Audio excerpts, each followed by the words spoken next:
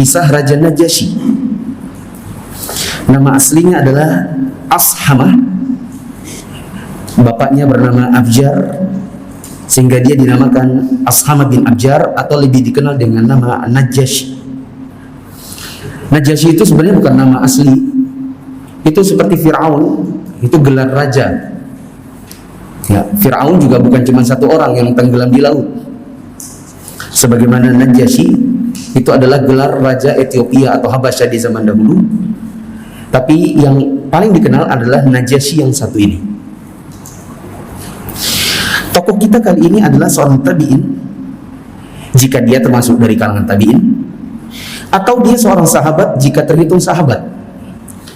Maksud penulis di sini, sebagian ulama ada yang mengatakan Najasyi ini golongan sahabat. Kenapa? Karena dia hidup satu zaman dengan Nabi, bahkan surat menyurat dengan Nabi. Bahkan yang menolong kaum muhajirin adalah dia sendiri. Ya, Nabi dalam keadaan masih hidup di kota Mekah. Hanya saja sampai akhir wafatnya dia tidak sempat tatap muka dengan Nabi, cuma sempat surat menyurat saja. Maka di antara para ulama ada yang menghukumi dia sebagai salah satu sahabat. Sebagian yang lain mengatakan sahabat itu harus tatap muka meskipun matanya buta. Seperti Abdullah bin Maktum, itu kan buta. Jadi dia tidak pernah lihat wajah Nabi, tapi mukanya dengan muka Nabi pernah tatap muka. Ini baru dikatakan seorang sahabat Nabi. Sehingga sebagian ulama ada yang menghukumi Najasyi ini hanya tabi'in. Nah, makanya di sini disebutkan di awal tadi, An-Najasyi ini adalah tabi'in jika memang dia tabi'in, dan dia adalah sahabat jika memang dia sahabat, dan Allah lebih tahu apakah dia tabi'in ataukah dia sahabat. Dia telah mengirim surat kepada Rasulullah SAW, sebagaimana Rasul juga mengirim surat kepadanya. Ketika dia meninggal, Rasulullah mensolatinya dengan salat ghaib, padahal beliau belum pernah salat ghaib untuk selain orang ini. Namanya adalah Ashamah bin Abjar, dikenal dengan Najasyi. Ayahanda Ashamah adalah Raja Habasyah atau Ethiopia, dan dia tidak punya anak kecuali si Ashamah ini. Pada suatu hari pembesar Habasyah berkata, raja kita nggak punya anak kecuali bocah ini. Jika nanti raja mati, berarti bocah inilah penggantinya, dan kita nggak mau. Bagaimana kalau kita bunuh aja raja yang sekarang, lalu kita angkat saudaranya sebagai penggantinya, karena dia kan punya 12 anak. Demikianlah setan terus-menerus membisikkan kejahatan kepada mereka, sampai akhirnya mereka betul-betul bunuh rajanya ini, kemudian menobatkan saudara laki-lakinya sebagai pengganti. Ashamah tumbuh di bawah perlindungan pamannya sampai tampak kecerdasan, semangat, fasihnya perkataan, kepribadian yang terpuji, sehingga dia merasa kagum dan mengutamakan Ashamah daripada anak-anaknya. Kemudian setan kembali membisikkan kejahatan kepada para pembesar Habasyah, sehingga di antara mereka ada yang berkata,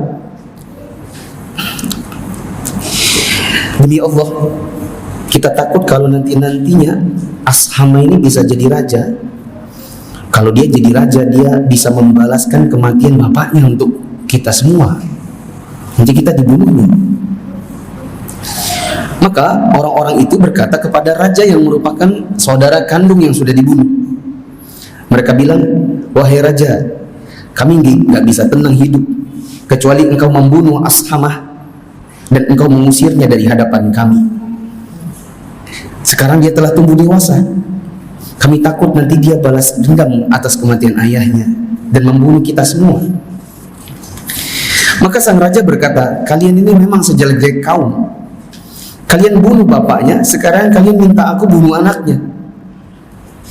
Maka mereka bilang, gini aja sudah, gimana kalau kita usir? Maka dengan berat hati akhirnya sang raja mau menuruti kemauan mereka dan mengusir Najasyi kecil atau Najasyi remaja. Tidak lama setelah pengasingan Najasyi, terjadilah sesuatu yang tidak disangka-sangka. Langit gelap gulita tertutup awan, guntur menggelegar hebat, dan kilat menyambar sang raja hingga akhirnya si raja meninggal dunia. Maka pembesar Habasyah memilih salah satu di antara anak-anaknya raja, Tapi nggak ada yang pantas jadi raja.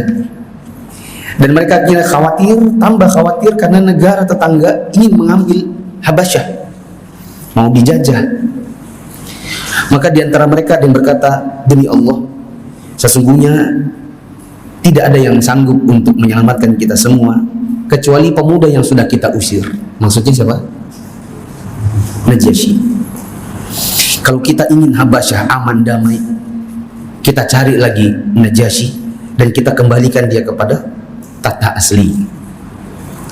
Singkat kata, Habasyah kembali dipimpin oleh Najasyi. Najasyi memimpin dengan arif dan bijaksana. Dia menjadikan negerinya tenang dan damai, dan Habasyah menjadi negeri yang adil lagi makmur. Tidak lama setelah Najasyi menduduki kursi kerajaan, Allah mengutus Nabi Muhammad dengan membawa agama yang berisi petunjuk, dan orang masuk Islam satu demi satu. Orang-orang kafir Quraisy melancarkan siksaan kepada orang-orang yang masuk Islam, sehingga tatkala kota Makkah menjadi sempit bagi mereka dan penindasan serta siksaan menjadi jadi, maka Nabi SAW berkata kepada mereka, hadisnya saya baca yang bagian catatan kaki. Nabi SAW mengatakan, inna bi ardil Habasyah malikan la yuzlamu ahadun indahu falhaqu bibiladihi hatta yaj'alallahu lakum farja wa makhrajan mimma antum fi. Nabi bilang, di Habasyah itu ada raja yang tidak seorang pun terzolimi di sisinya. Maka berangkatlah kalian hingga Allah menjadikan kemudahan dan jalan keluar dari keadaan yang menimpa kalian. Ya, saya ceritakan dulu sedikit teman-teman. Ringkasnya, Nabi diutus. Nabi dakwah pertama diam-diam, sembunyi-sembunyi. Lama-lama dakwahnya terang-terangan. Dari keluarga geser ke teman. Semakin lama, semakin banyak yang masuk Islam.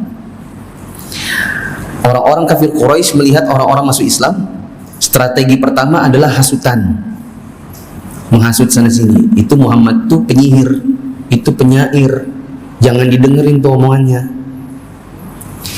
Hasutan-hasutan ini tidak menambah kecuali orang-orang semakin berbondong-bondong masuk Islam. Maka strategi kedua adalah siksa teman-temannya. Kalau nggak bisa dihasut, yang masuk-masuk Islam ini disiksain aja.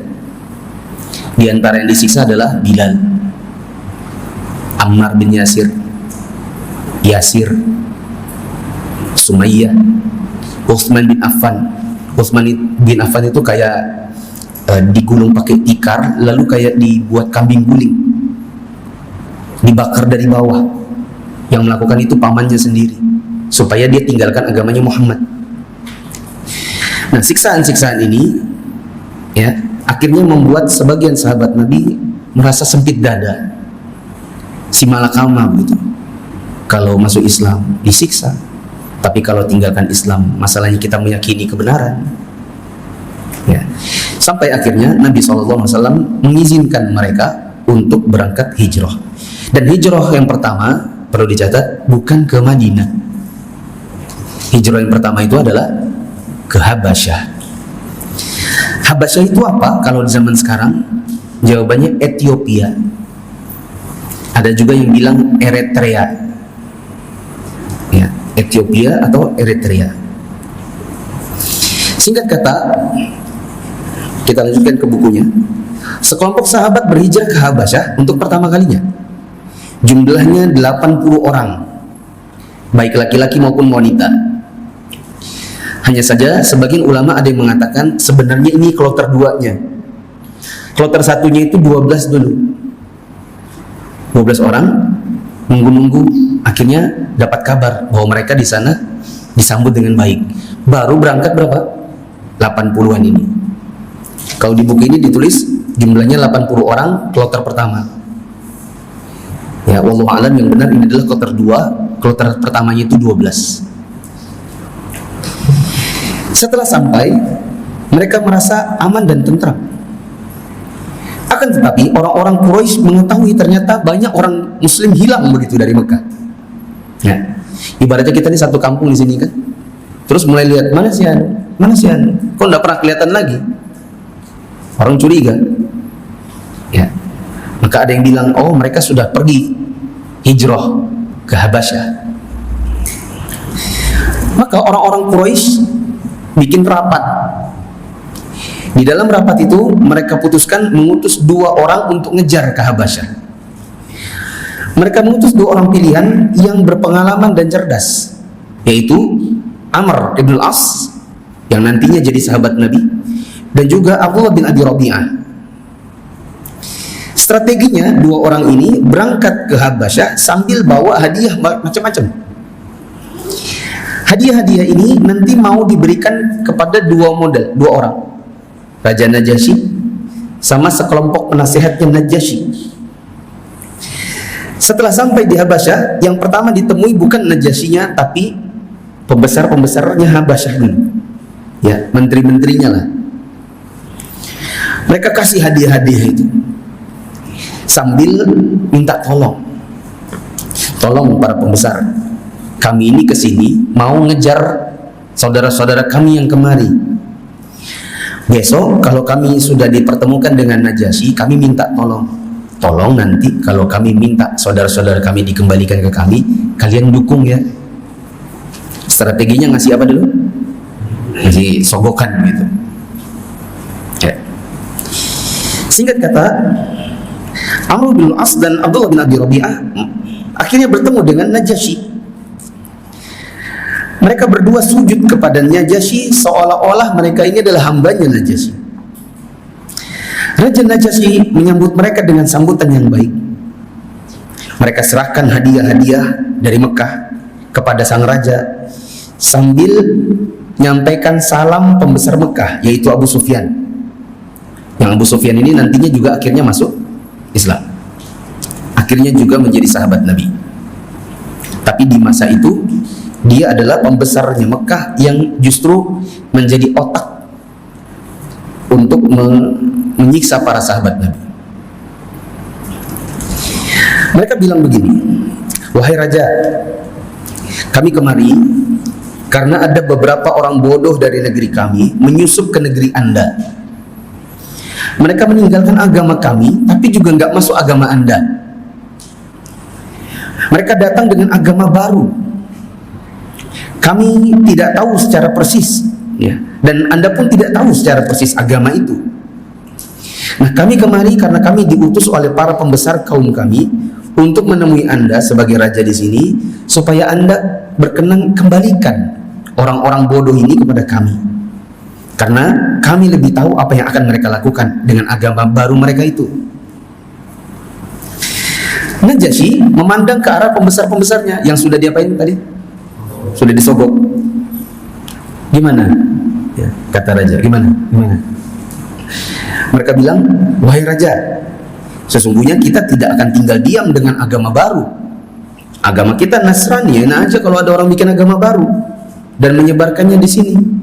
Ya, jadi baiknya pulangin aja orang-orang itu kepada saudara-saudaranya yang berdua ini. Ya, kenapa para pembesar ini ngomong begitu? Salah satunya adalah karena sudah dapat hadiah. Ya. Tapi ternyata Najasyi berkata begini, demi Allah, saya tidak akan merahkan mereka sampai aku dengar dulu dari mereka apa yang mereka yakini. Kalau benar kejahatan, saya kembalikan mereka kepada kalian. Kalau ternyata kebaikan, saya akan lindungi. Kemudian dia meneruskan kata-katanya, sesungguhnya aku tidak pernah melupakan anugerah Allah kepadaku. Sesungguhnya Allah telah mengembalikanku ke negeri asalku dan melindungiku dari tipu daya orang-orang yang dulu bunuh bapakku, lalu aku diusir, diasingkan. Belakangan akhirnya mereka juga yang jemput aku kemari. Dia masih ingat kisah kecilnya dulu. Masa iya ada orang rame-rame kemari, kok kisahnya mirip-mirip aku? Lalu aku cuma dengar dari kalian berdua ditambah para pembesar yang ini, lalu kubiarkan mereka pulang begitu saja? Nggak bisa, saya harus dengar dari mereka. Maka Najasyi memanggil orang-orang Islam, maksudnya para rombongan Muhajirin, untuk bertemu dengan kaumnya, sehingga orang-orang Islam merasa takut dan sebagian dari mereka berkata kepada sebagian yang lain. Maksudnya gini, coba panggil rombongannya itu. Nah, yang mau dipanggil ini, rombongan muhajir ini, kemudian jadi takut. Nanti kita ngomong apa ya? Najasyi ini kan Nasrani. Kalau kita bilang kita punya nabi baru, takutnya kita diusir. Tapi kalau kita tidak ngomong jujur apa adanya, berarti kita bohong. Kita ngomong apa ya? Berundinglah para muhajirin ini sampai di antara mereka bersepakat, pokoknya kita akan jawab dengan apa yang difirmankan Allah dalam kitabnya, dan kita kabarkan apa yang disampaikan Nabi kita. Maksudnya apa adanya aja. Ya, ini pelajaran bagi kita tentang kejujuran. Kejujuran meskipun dalam keadaan sempit. Ya. Kemudian mereka akhirnya pergi menghadap raja. Setelah sampai di hadapan raja, mereka dapati sudah ada dua orang ini. Ini nih yang bikin kita lari kemarin nih. Ya. Si Amr bin As dan Abdullah bin Abi Rabi'ah. Mereka dapati juga para pembesar dan pendeta duduk di kanan dan kiri raja sambil pakai serban dan membuka Injil. Kemudian mereka mengucapkan salam kepada raja dengan salam penghormatannya orang Islam. Tapi mereka tidak mau bersujud, malah langsung duduk. Maka Amr bin As mulai menghasut. Langsung duduk, sujud dulu sama raja. Kenapa kalian nggak sujud? Maka mereka mengatakan, kami tidak bisa sujud kecuali hanya kepada Allah. Ya. Tapi kita lihat ya, orang-orang licik itu pintar-pintar ya, supaya maksudnya orang-orang ini jatuh duluan di hadapan Najasyi, maka dihasut seperti itu. Kenapa kalian nggak sujud sama raja? Mendengar jawaban, kami tidak akan sujud kecuali kepada Allah, maka raja jadi kaget. Kata raja, agama apa kalian ini? Apa agama yang membuat kalian meninggalkan agama kaum kalian yang dua orang ini, tapi tidak juga mengikuti agama kami Nasrani? Maka juru bicara yang sudah ditunjuk, yaitu Ja'far bin Abi Thalib. Ini saudara kandungnya Ali bin Abi Thalib. Ya. Dua saudara kandung yang sudah duluan masuk Islam. Siapa teman-teman? Sahabat pemuda yang pertama masuk Islam, Ali bin Abi Thalib, dan saudaranya Ja'far. Sedangkan bapaknya sampai wafatnya tidak masuk Islam. Ja'far yang menjadi juru bicara mulai menjawab, menjelaskan, wahai raja, sesungguhnya kami ini tidaklah mengadakan agama kami nggak bikin-bikin sendiri. Kami didatangi oleh utusan Allah yang bernama Muhammad bin Abdullah. Dia membawa agama petunjuk dan agama yang hak, mengeluarkan kami dari kegelapan menuju cahaya. Kami dulu adalah pemeluk agama jahiliyah. Kami menyembah berhala, kami putuskan silaturahim, kami makan bangkai, gemar berbuat maksiat, kami menyakiti tetangga, yang kuat menindas yang lemah. Begitulah dulu kami. Sampai akhirnya Allah mengutus seorang Rasul dari kami sendiri, yang kami kenal nasabnya, jujurnya, amanahnya, dan sucinya dirinya. Beliau menyuruh kami kepada Allah untuk menyembah dan mengesahkannya. Beliau perintahkan kami menunaikan sholat, mengeluarkan zakat, berpuasa di bulan Ramadan. Menyuruh kami meninggalkan apa yang kami sembah berupa batu dan arca. Beliau juga memerintahkan kami untuk berkata jujur, melaksanakan amanah, menyambung silaturahim, berbuat baik kepada tetangga, menahan diri dari yang diharamkan, menjaga pertumpahan darah. Beliau larang kami berbuat maksiat. Beliau larang kami berkata dusta dan memakan harta anak yatim. Maka kami pun membenarkannya. Kami imani risalahnya, kami ikuti dia. Kami sembah Allah, kami haramkan yang dia haramkan, kami halalkan apa yang dihalalkan. Tapi kaum kami ini, salah duanya orang dua ini, mereka ini justru memusuhi kami dan menyiksa kami, memaksa kami agar kami kembali kepada agama yang dahulu, menyembah berhala. Dan mereka menekan kami, berbuat semena-mena terhadap kami, mempersempit gerak kami dan menghalangi kami dari agama kami yang sekarang ini, sehingga akhirnya kami terpaksa lari kemari. Dan kami pilih Tuhan Anda sebagai raja karena kami berharap agar tidak dizalimi di sisi Anda. Maka pelajaran dulu. Pelajaran dari perkataan Ja'far ini adalah demikian seseorang atau kita semua selayaknya lebih memilih mempertahankan agama dan mengorbankan dunia. Jamaah yang dirahmati Allah, orang di zaman dulu sampai terusir dari tanahnya sendiri. Ibaratnya kalau zaman sekarang, ini kampung-kampungnya, itu rumah-rumahnya, tanah-tanahnya, tapi terpaksa meninggalkan kampung halamannya karena di sini disiksa orang, dipaksa untuk meninggalkan agamanya. Kalau di zaman kita insya Allah tidak adalah seperti itu, tapi paling banter. Antum kerjanya riba, lalu antum harus meninggalkan pekerjaan antum itu. Nggak ada yang siksa, nggak ada yang maksa, supaya menyelamatkan agama. Ya, itu contoh. Kita lanjutkan. Najasyi tanya, coba apa kamu punya sesuatu yang dibawa Rasulmu yang tadi itu, yang Muhammad itu? Maka Ja'far bilang, iya ada. Coba bacakan. Maka Ja'far membaca surat yang ada koneksi antara agamanya Muhammad dengan agamanya Najasyi. Agamanya Muhammad apa? Agamanya Najasyi. Nah, apa kira-kira surat yang punya koneksi? Surat Maryam. Ya. Maka dibacakanlah firman Allah. Wadhkur fil kitab Maryam idzin tabadat min ahliha makanan syarqiyyah fattakhadhat min dunihim hijaban fa arsalna ilaiha ruhana fatamathala laha basharan sawiyya qalat inni a'udzu birrahmani minka in kunta taqiyya qala innama ana rasulu rabbik li ahaba laki ghulaman zakiyya qalat anna yakunu li ghulamun wa lam yamsasni basharun wa lam aku baghiyya qala kadzalika qala rabbiki huwa 'alayya hayyin وَلِنَجْعَلَهُ آيَةً لِلنَّاسِ وَرَحْمَةً مِنَّا وَكَانَ أَمْرًا مَقْضِيًّا فَحَمَلَتْهُ فَانْتَبَذَتْ بِهِ مَكَانًا قَصِيًّا فَأَجَاءَهَا الْمَخَاضُ إِلَى جِذْعِ النَّخْلَةِ قَالَتْ يَا لَيْتَنِي مِتُّ قَبْلَ هَذَا وَكُنْتُ نَسْيًا مَنْسِيًّا فَنَادَاهَا مِنْ تَحْتِهَا أَلَّا تَحْزَنِي قَدْ جَعَلَ رَبُّكِ تَحْتَكِ سَرِيًّا. Firman Allah, ceritakanlah wahai Rasul kisah Maryam di dalam Al-Quran ketika dia menjauhkan diri dari keluarganya ke sebuah tempat di timur yang dia pasang tabir untuk melindungi dirinya dari pandangan mereka. Lalu kami mengutus roh kami yaitu Jibril kepadanya, maka dia menjelma di hadapannya dalam bentuk manusia yang sempurna. Maryam berkata, sesungguhnya aku berlindung darimu kepada yang Maha Pengasih jika kamu orang bertakwa. Jibril berkata, aku ini utusan Tuhan untuk memberitahu kepada kamu, memberimu seorang laki-laki, anak laki-laki yang suci. Maryam bertanya, bagaimana aku bisa punya anak laki-laki?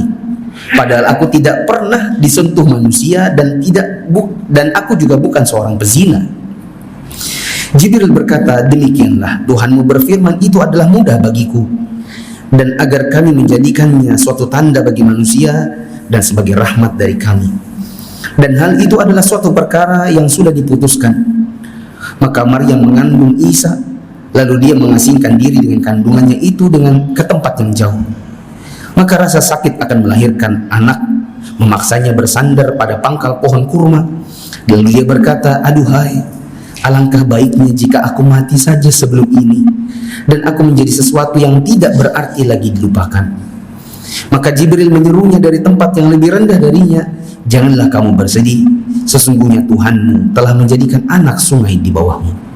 Quran Surat Maryam ayat 16-24. Bagian-bagian ini dibacakan oleh Ja'far di hadapan Najasyi yang beragama Nasrani. Apa yang terjadi? Najasyi menangis hingga jenggotnya basah dengan air mata. Demikian juga para pendeta yang tadi sudah disogok itu, mereka semua menangis hingga lembaran-lembaran Injil yang mereka bawa basah dengan air mata.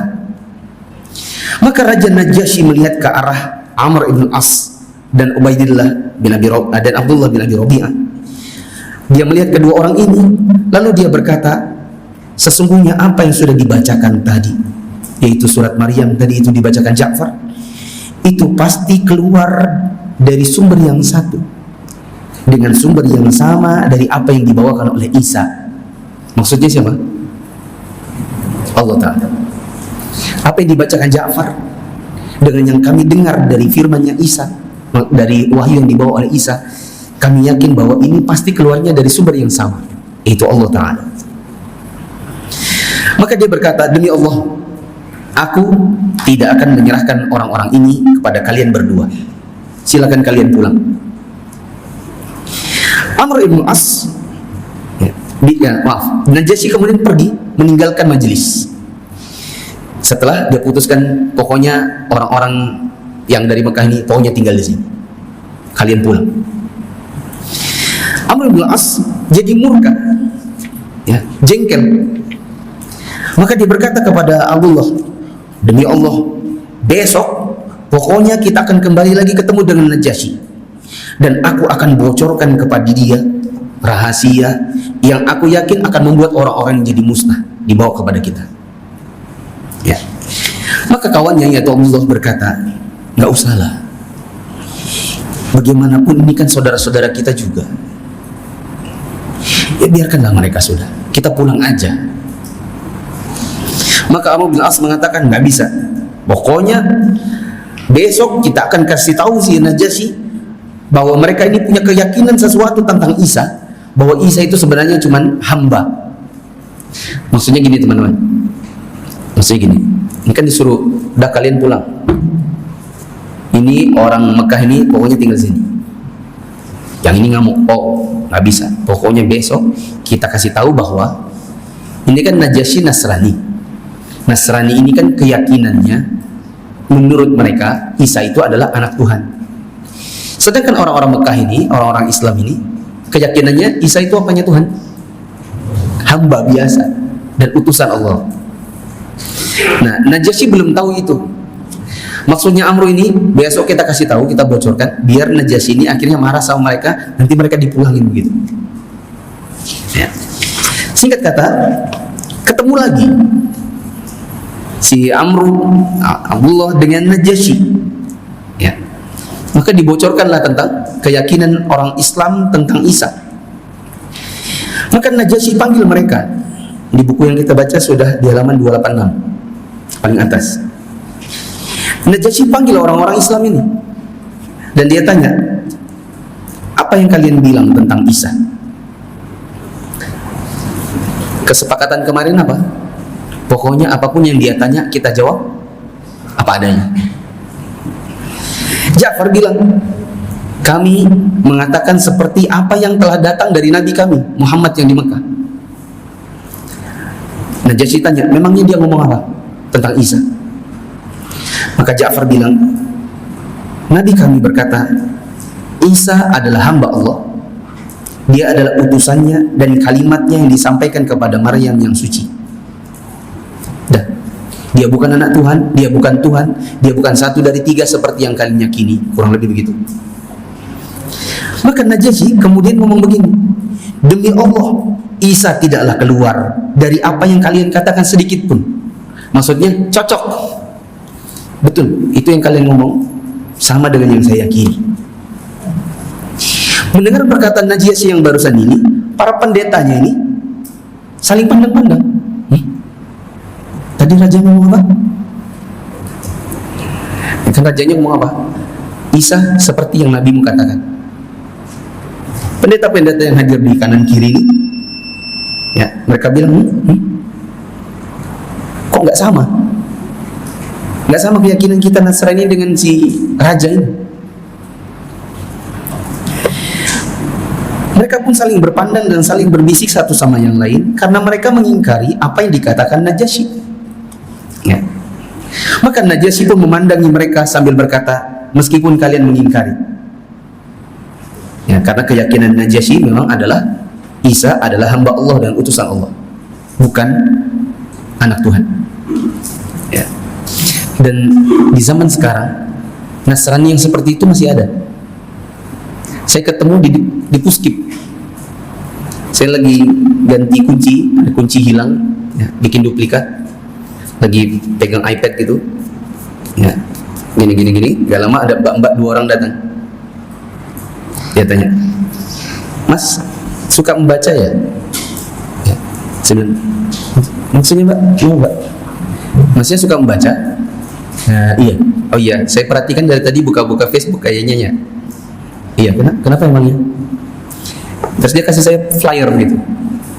Ini kalau masnya mungkin bisa buka-buka situs kami, jw.com, nah, jw.org kalau nggak salah.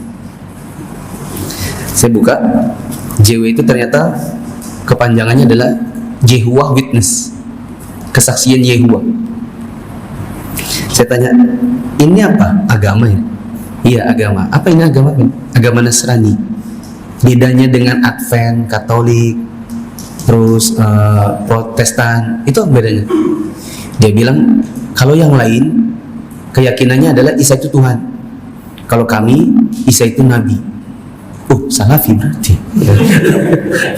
Salafinya Nasrani. Karena masih murni begitu. Ya. Tapi saya bilang saya Muslim dan saya tidak mungkin mengikuti agama Anda, meskipun kita mungkin mirip-mirip. Isa adalah utusan Allah, tapi pasti ada perbedaan. Tapi yang nggak apa-apa, saya hargai, kan dikasih pamflet. Ya udah. Pergi gitu.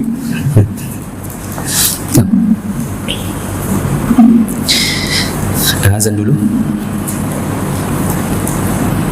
Azan nanti insya Allah saya selesaikan sampai akhirnya apa yang dilakukan oleh Najasyi setelah mendengar soal Isa. Saya lanjutkan sedikit sampai habis ceritanya.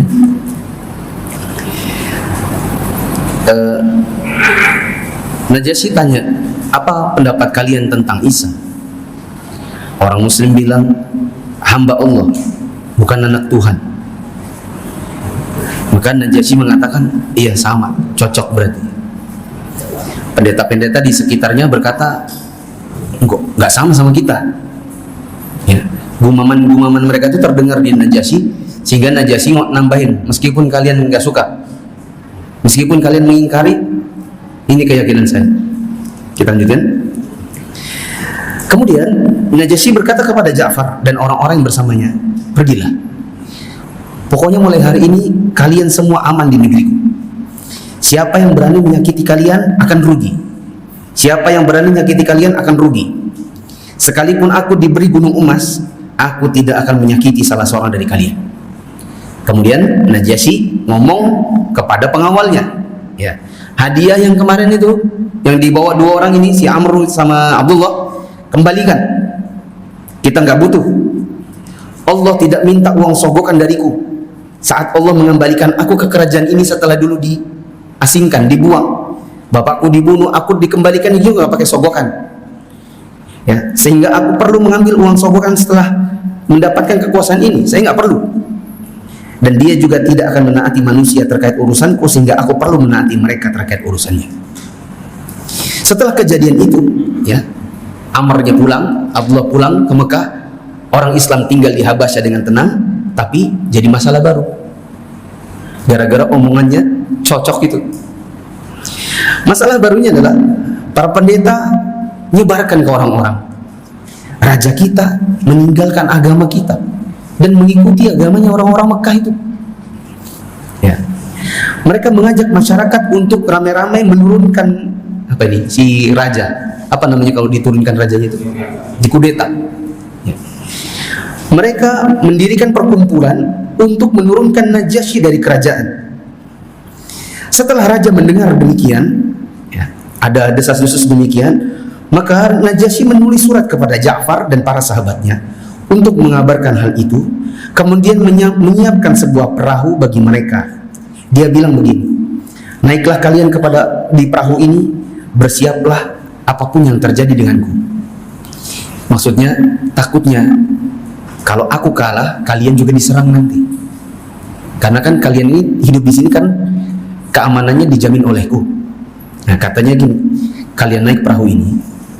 Jika aku kalah, segera berangkat ke tempat yang kalian inginkan. Tapi jika ternyata aku menang, maka di sini saja. nggak usah kemana-mana.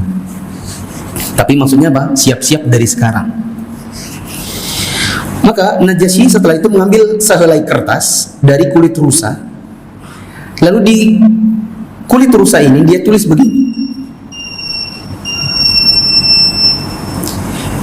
Di kulit rusa itu dia tulis, aku bersaksi tiada Tuhan yang berhak disembah kecuali Allah, dan aku bersaksi bahwasanya Muhammad adalah hamba dan rasul terakhirnya. Berarti Najasyi sekarang jadi apa? Islam. Aku juga bersaksi bahwasanya Isa hanyalah hamba dan ruhnya, ruh ciptaan Allah. Dia hanya rasul.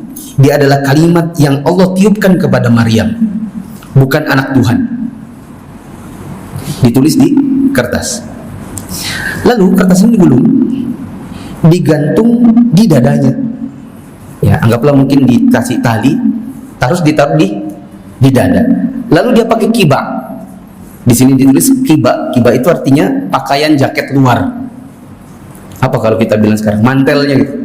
Habis pakai jubahnya, dia pakai mantelnya, sehingga kulit rusanya itu ada di mana? Di dalam, tidak kelihatan. Kemudian Najasyi berangkat menuju rakyatnya yang sudah mau kudeta ini. Tatkala sampai di hadapan mereka, Najasyi tanya, wahai rakyat Habasyah, apa yang kalian lihat dariku? Mereka bilang, engkau raja bijaksana yang kami tahu selama ini. Ditanya lagi, lalu kenapa kalian sekarang mau kudeta? Apa yang bikin kalian gak suka sama saya lagi? Maka mereka mengatakan, kami dengar kamu telah meninggalkan agama kami, dan kami dengar kamu bilang bahwa Isa itu hamba, bukan anak Tuhan. Kan keyakinan kita selama ini adalah anak Tuhan. Ya, jadi kita sudah nggak sama, beda manhaj, beda agama malah. Ya. Maka Najasyi berkata, sekarang saya tanya, apa yang kalian katakan tentang Isa? Menurut kalian Isa itu siapa? Maka orang-orang yang mengkudeta ini bilang, dia itu anak Tuhan. Maka Najasyi meletakkan tangannya di dadanya, yang di situ ada apa tadi? Ada kulit rusa. Sambil berkata begini, aku bersaksi bahwasanya Isa tidak lebih dari ini. Maksudnya apa? Tidak lebih dari yang ditulis tadi. Isa adalah hamba Allah, utusan Allah, Rasul Allah. Dia adalah roh suci yang ditiupkan oleh Allah kepada Maryam. Sebatas yang ditulis tadi. Tapi dia menipu, nggak bohong. Itu namanya apa? Tauriyah namanya. Jadi kan dia nanya dulu, menurut kalian Isa itu siapa? Isa itu anak Tuhan. Ya sudah, Isa itu nggak lebih dari ini. Maksudnya apa? Yang di sini, bukan yang kalian ngomongin. Gitu. Itu namanya apa teman-teman? Coba sebut. Tauriyah. Sekali lagi. Tauriyah. Artinya nipu tapi nggak bohong. Contoh, antum nikah lagi, ya kan? Istri antum tanya, kemana? Kok nggak pulang kemarin? Main ke tempat siapa? Keluarga. Oh, dia bilang, oh sudah keluarga. Kenapa nggak ngomong-ngomong? Iya, nggak ngomong, lupa ya sudah. Tapi antum bilang apa? Keluarga. Padahal istri itu, dan istri itu memang keluarga. Tapi antum nggak bilang itu istri yang baru, ya enggak? Nah, itu namanya apa? Tahu? Gitu loh. Ya. Ibu-ibu yang menyesatkan di ajaran. Itu namanya apa? Tauriyah, yaitu nipu tapi nggak bohong. Itu sama seperti ketika Nabi Ibrahim mau diambil Sarah, mau diambil Sarah Hajar ya, istrinya. Ditanya siapa ini? Dia bilang saudariku. Karena kalau dia bilang istriku, diambil sama raja. Waktu dia hancurkan berhala-berhala, dihancurkan yang kecil-kecil, disisakan yang besar. Ditanya sama raja, kamu yang menghancurkan berhala-berhala kami? Maka Ibrahim bilang, tanya aja sama yang besar. Jangan-jangan yang besar ini yang hancurin. Padahal ya dia, tapi dia nggak bilang, oh bukan. Kalau dia bilang bukan saya, berarti dia bohong. Ya tidak. Nah, dan tauriyah ini kata para ulama boleh, tapi jangan sering-sering. Gitu. Nah, Maka Najasyi pun bertauriah, ya, dia mengatakan Isa tidak lebih dari yang ini. Maksudnya adalah yang tertulis di kertas, tapi bukan seperti yang kalian bilang. Maka akhirnya orang-orang ini nggak jadi kudeta. Mereka gembira pulang meninggalkan raja, karena ternyata raja tidak seperti yang didesas-desuskan. Nabi SAW mendengar apa yang terjadi antara Najasyi dengan rakyatnya, tentang perlindungan Najasyi kepada orang-orang Islam yang berangkat ke sana, yang hijrah ke Habasyah, sehingga mereka merasa aman dan tentram. Nabi juga merasa gembira karena Najasyi ini condong kepada Islam dan keyakinannya terhadap Al-Quran. Maka Najasyi pun diajak oleh Nabi untuk senantiasa tawasul gitu, berteman baik, sampai nanti akhirnya Nabi SAW di dalam kisah selanjutnya, cuman karena waktu yang sudah tidak memungkinkan kita lanjutkan, Najasyi disurati oleh Nabi agar betul-betul masuk Islam, ya, lalu kemudian diminta oleh Nabi untuk menikahkan Nabi dengan salah satu muhajirah yang ketika itu suaminya meninggal. Pada bulan pertama tahun ke-7 Hijriah, Rasulullah SAW berkeinginan keras untuk mendakwahi 6 raja terbesar dunia agar mau masuk dalam Islam. Maka beliau menulis surat kepada mereka, yang melalui surat itu beliau mengajak mereka untuk beriman kepada Allah dan memperingatkan mereka dari kekufuran dan kemusyrikan. Sebagai tambahan pengetahuan, kita sudah cari di KBBI, Kamus Besar Bahasa Indonesia, kesyirikan itu nggak ada. Yang ada itu kemusyrikan. Sebagaimana kekafiran itu bukan kekufuran, tetapi kekafiran. Kekafiran dan kekufuran itu ada. Ya, kafir itu kan orangnya. Itu tidak. Kafir itu orangnya. Di dalam bahasa Indonesia kekafiran itu ada. Kalau syirik orangnya apa namanya? Musyrik. Nah, yang ada kemusyrikan. Adapun kesyirikan itu tidak ada. Bahasa Indonesia yang benar adalah kemusyrikan, bukan kesyirikan.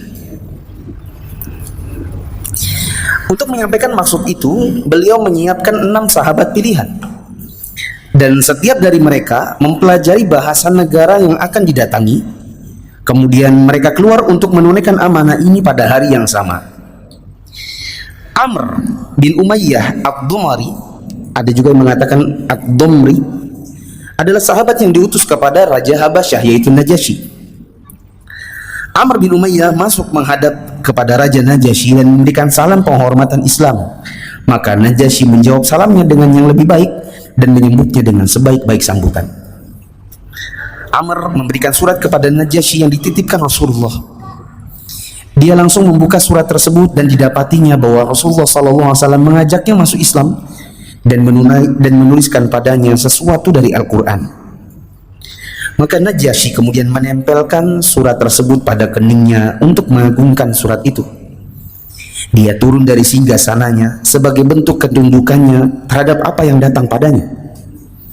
Dia umumkan keislamannya di hadapan hadirin yang datang pada hari itu, dan dia mengucapkan 2 kalimat syahadat, kemudian berkata, andai saja aku bisa, sungguh aku akan pergi menemui Nabi Muhammad SAW dan duduk di depan beliau, kemudian mencium kakinya. Kemudian dia menulis surat kepada Nabi SAW sebagai jawaban atas ajakan beliau. Amr bin Umayyah mengeluarkan surat yang kedua. Jadi surat yang dibawa itu tidak cuma satu,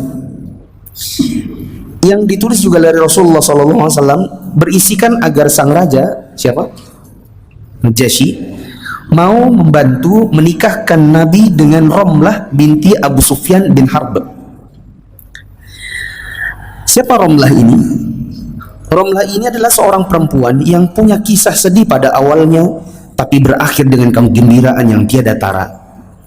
Dia biasa dipanggil dengan nama Ummu Habibah. Bagaimana kisahnya? Saya berikan tanbih dulu, peringatan, bahwa kisah nantinya akan dibawakan setelah ini itu tidak sahih. Kisah yang akan dibacakan nanti setelah ini, mayoritasnya atau inti dari ceritanya tidak sahih. Nanti saya sebutkan kenapa tidak sahihnya. Nanti kita baca dulu yang penting, ya. Ya, saya harus beritahu lebih awal, ini tidak sahih. Takutnya nanti teman-teman dengar ceritanya kan bagus nih, terus itu yang nyantol, padahal ceritanya tidak benar. Bagaimana kisahnya Ummu Habibah ini? Ummu Habibah alias Ramlah kufur terhadap Tuhan-Tuhan moyangnya. Dia bersama suaminya yaitu Ubaidullah bin Jahsh masuk Islam dan beriman kepada Allah yang Maha Esa yang tiada sekutu baginya. Ramlah membenarkan risalah yang dibawa Muhammad SAW. Maka kemudian orang-orang Quraisy memaksa mereka berdua agar kembali kepada agama nenek moyang dan menyiksa mereka dengan siksaan yang pedih sampai kemudian mereka tidak mampu lagi tinggal di Mekah. Coba lihat, Ramlah ini anaknya siapa? Tadi sudah disebut tuh, Ramlah binti Abu Sufyan. Berarti anaknya siapa ini? Abu Sufyan. Dan Abu Sufyan ketika itu adalah pemuka orang-orang kafir Quraisy. Kalau teman-teman ikut kajian sahabat Nabi di Nasai Somber, teman-teman sudah dapat ceritanya bahwa belakangan dia masuk Islam. Ya, tapi antum bisa bayangkan pemuka orang kafir bisa masuk ke dalam Islam. Ya, ini menunjukkan bahwa siapa yang Allah kehendaki untuk diberi hidayah, maka sejahat apapun dia itu bisa berubah. Termasuk kalau kita di zaman sekarang ada orang misalnya gembongnya kesesatan. Ya, tidak menutup kemungkinan Allah memberikan dia hidayah bila kita mendoakannya.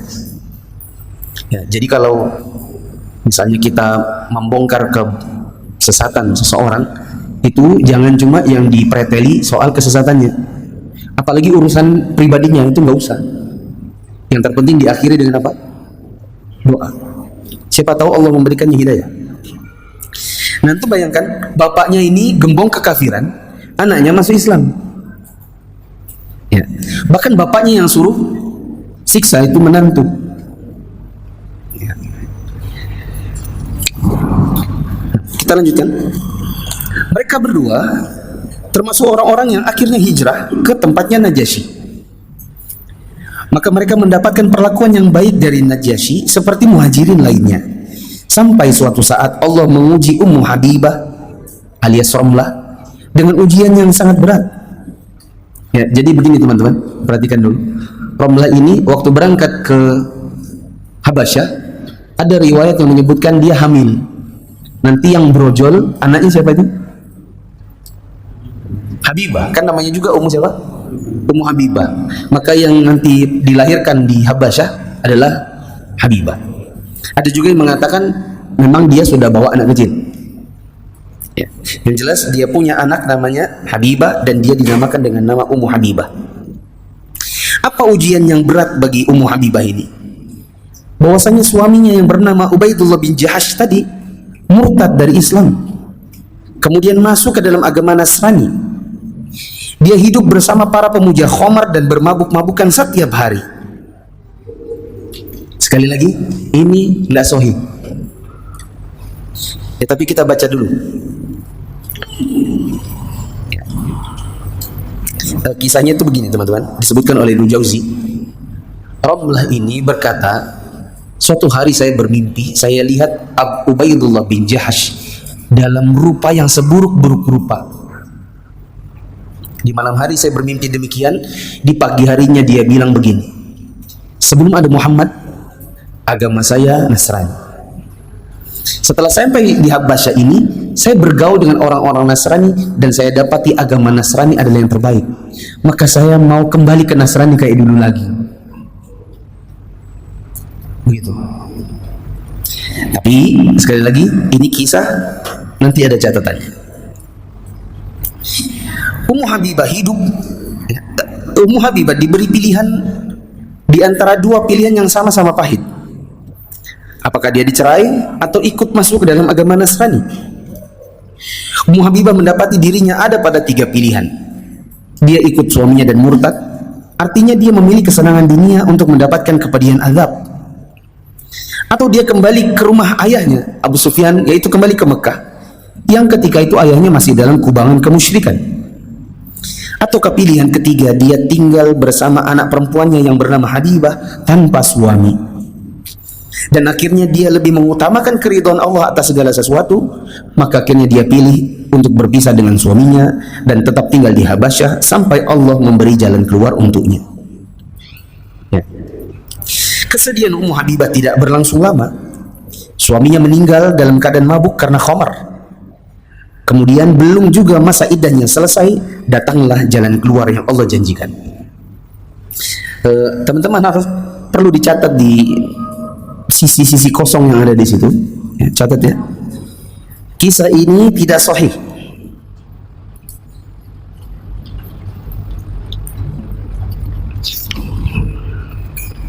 Kisah ini tidak sahih. Yang benar,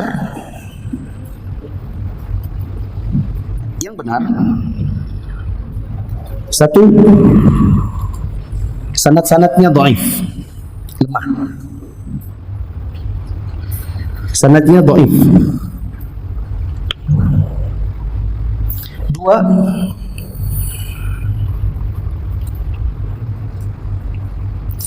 hukum asal para sahabat adalah selamat. Hukum asal sahabat adalah selamat.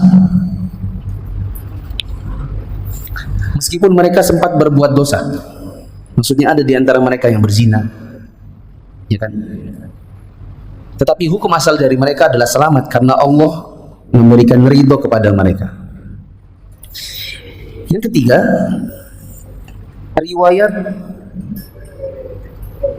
Abu Sufyan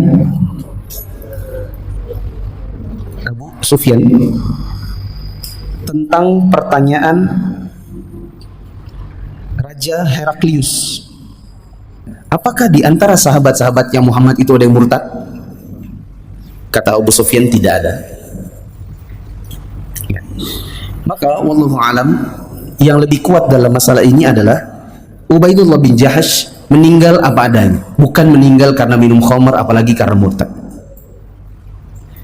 Ya, jadi memang ini kisah yang disebutkan oleh banyak ulama, di antara Ibnu Jauzi dalam As-Safwah, ya, dijukil juga di dalam tarikh Dimashq, dinukil kisah ini, kisahnya yang tadi itu, bahwa Ummu Habibah mimpi, di dalam mimpinya dilihat Ubaidullah dalam keadaan seburuk-buruk bentuk.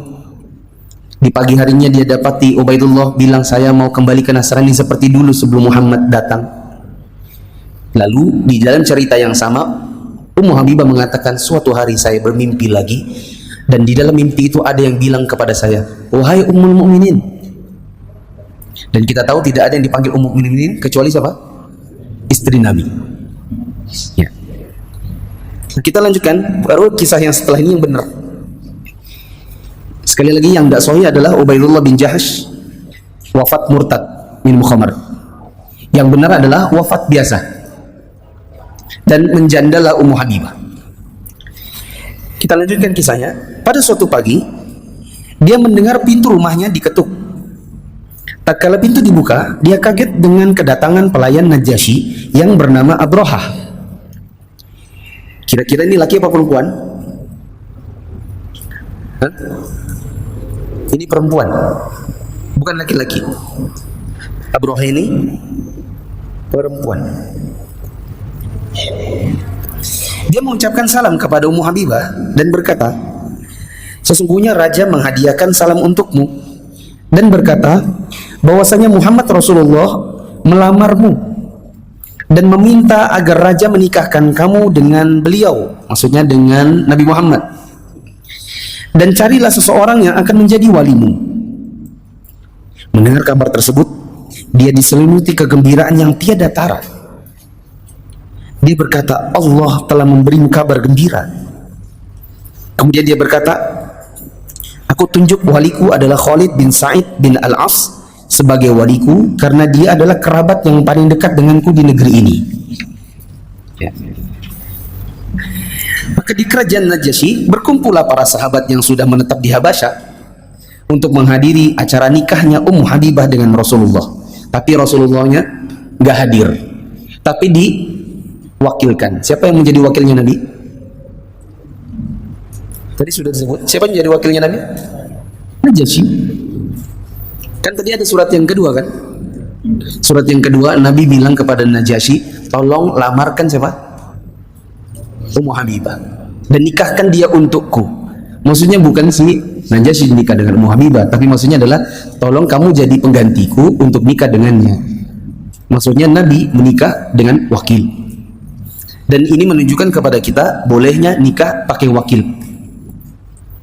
Ya, misal memang beda tempat.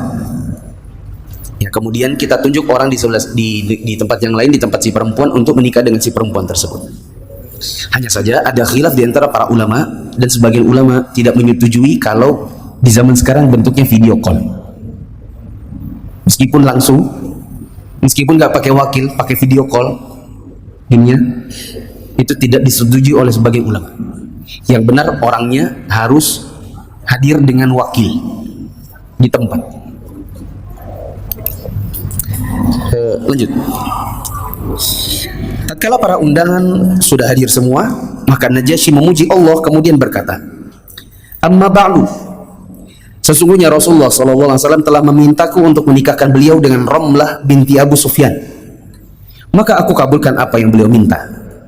Dan aku sebagai wakil Rasul menentukan mahar bagi Ramlah sebesar 400 dinar emas sesuai dengan sunnah Allah dan Rasulnya." Ya. Berapa maharnya? 400 dinar.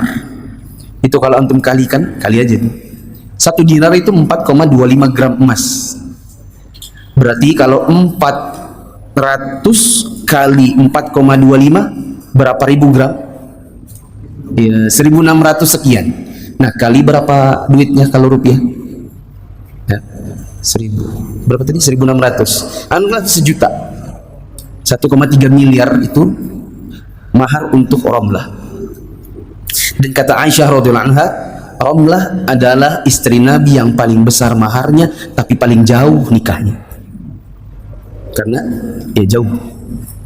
Adapun istri-istri Nabi rata-rata 500 dirham saja. 500 dirham. Dirham itu perak. Ya. Kemudian Khalid bin Sa'id bin Al-As berdiri memuji Allah dan kemudian memohon pertolongan kepadanya dan berkata, "Amma ba'du, aku menjawab permintaan Rasulullah, maka aku nikahkan beliau dengan orang yang mewakilkan urusannya kepadaku, yaitu Ramlah binti Abu Sufyan. Semoga Allah memberkati Rasulnya pada istri beliau dan berbahagialah Ramlah dengan apa yang Allah anugerahkan kepadanya." Raja Najasyi kemudian menyiapkan perahu miliknya ke negeri Arab untuk mengirim Abu Habibah Ramlah binti Abu Sufyan bersama anaknya itu Habibah beserta para sahabat yang masih tinggal di negerinya, yaitu di Habasyah. Sebagaimana dia juga mengirim beberapa orang Habasyah yang telah beriman kepada Allah dan Rasulnya dan merindukan bertemu dengan beliau untuk hidup bersama beliau dan sholat di belakang beliau. Rombongan hijrah pindah dari Habasyah ke Madinah ini diketuai oleh Ja'far bin Abi Thalib, semoga Allah meridhoinya. Kemudian raja juga menghadiahkan kepada Ramlah minyak wangi yang paling istimewa yang dimiliki oleh para istrinya. Dia juga mengirimkan hadiah untuk baginda Rasul, yang diantaranya adalah 3 tombak terbaik Habasyah. Rasulullah SAW ambil 1, sedangkan yang 2 beliau hadiahkan kepada Umar dan Ali. Bilal bin Rabah selalu berjalan di depan Rasulullah SAW dengan membawakan tongkat Rasulullah itu, yang dia tancapkan di depan Nabi jika beliau akan mendirikan sholat. Jadi tongkatnya Nabi yang dibuat jadi apa? Sutra, itu adalah hadiah dari Najasyi. Hal itu dia lakukan jika sholat didirikan di tempat-tempat yang tidak ada bangunannya dan masjidnya yang tidak ada bangunan masjidnya yang menunjukkan arah kiblat. Begitu juga pada saat safar, sholat Id dan sholat istisqa. Bilal memegang tongkat tersebut sampai pada masa pemerintahan Abu Bakar As-Siddiq, dan tatkala kekhilafahan sampai di tangan Umar bin Khattab dan Utsman bin Affan, tongkat itu akhirnya dipegang oleh Sa'ad Al-Qarazi. Setelah itu berpindah dari tangan khalifah ke tangan yang lainnya beberapa waktu lamanya. Najasyi juga menghadiahkan sebuah cincin emas kepada Nabi. Beliau menerimanya tapi tidak mau memakainya. Kenapa Nabi tidak mau memakai cincin emas? Tadi ada banyak faedah yang kita lewatkan ya. Sebentar. Catat dulu, bolehnya nikah pakai wakil. Boleh nikah dengan wakil. Dengan wakil ya, bukan apa tadi? Video call. Kemudian tentang sutroh. Faedah yang lain adalah sutroh, yaitu kalau kita sholat, disunnahkan bagi kita untuk meletakkan sesuatu di depan atau menjadikan sesuatu di depan kita sebagai pembatas agar antara kita dengan sesuatu itu tidak ada orang yang melintas. Bisa dinding, bisa lemari. Kalau di depan kita ada orang, maka punggungnya orang. Kalau nggak ada apa-apa, kita punya tas didirikan. Di zaman Nabi, tongkat yang ditegakkan atau pelana kuda yang diturunkan. Adapun di zaman sekarang, kalau kita lihat banyak masjid-masjid yang pakai kayu-kayu yang memang didesain sebagai sutroh. Apa hukumnya ini? Bidah atau bukan? Ya. Ini insya Allah nanti akan saya keluarkan videonya tentang pembahasan sutroh kayu yang dibentuk sebagai sutroh itu bid'ah atau bukan. Nah, insya Allah ya besok atau 2 hari lagi lah.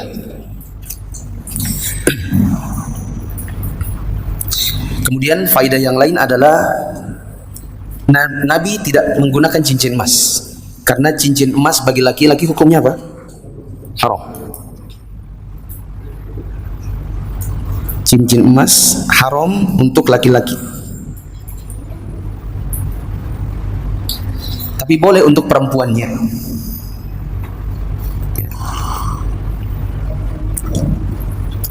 Sebagaimana seorang sahabat Nabi menggunakan cincin emas ya, sambil ya dalam perjalanan gitu, jalan-jalan, kemudian Nabi ambil tangannya, lalu dipegang cincinnya, diputar, dibuang. Ya, lalu Nabi berkata, ada di antara kalian yang melingkarkan api neraka di jarinya? Ada sahabat yang lihat kejadian itu, maka dia bilang sama si yang punya cincin, ambil aja lagi, kan bisa dijual. Boleh atau enggak?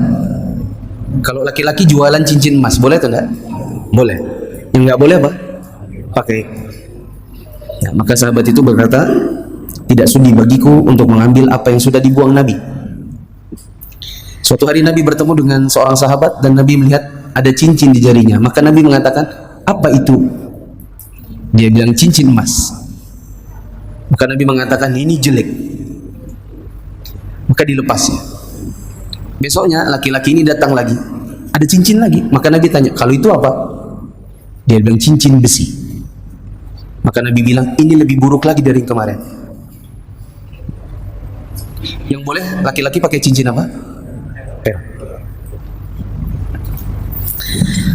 Nabi tidak menggunakan atau tidak mau menggunakan cincin emas itu, maka beliau memberikannya kepada Umamah, yaitu cucu perempuan beliau dari putri beliau, yaitu Zainab. Beliau bersabda kepadanya, tahallai bihadza ya bunayyah, pakailah ini wahai putriku, maksudnya cucuku.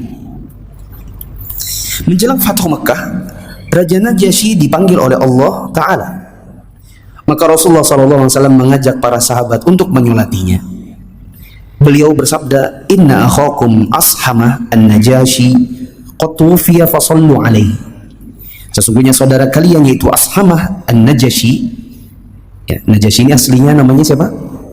Ashamah. Dia telah wafat, maka salatilah dia. Maka Rasulullah SAW mengimami salat ghaib untuknya, padahal beliau tidak pernah salat ghaib sebelum ataupun sesudah meninggalnya Najasyi. Kata para ulama, tidak ada riwayat, catat di dekat situ ya. Kata para ulama, tidak ada riwayat salat jenazah ghaib kecuali untuk siapa? Najasyi. Tidak ada riwayat Nabi melaksanakan sholat jenazah secara gaib kecuali hanya Najasyi. Teman-teman, apa itu sholat jenazah gaib? Yaitu sholat jenazah, tapi jenazahnya tidak hadir di tempat. Ya, kata guru saya, Syekh Shalih bin Fauzan, antum boleh catat di situ. Kata Syekh Shalih bin Fauzan, Najasyi disolatkan karena satu dari 3 kemungkinan sebab. Sebab ini disebut dengan illat. Ya.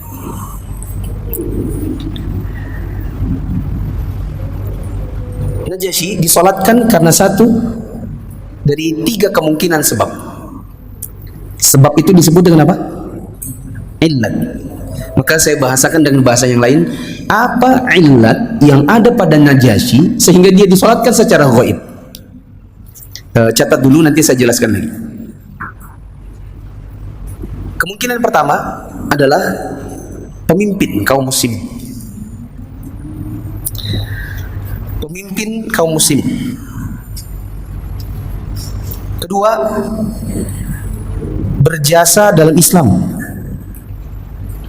Kenapa dia dinamakan berjasa dalam Islam? Karena dia menampung siapa? Orang-orang muhajirin yang datang ke Habasyah. Kemungkinan ketiga, Muslim tinggal di negeri kafir, dan tidak ada yang menyolatkannya. Tidak ada yang menyolatkannya.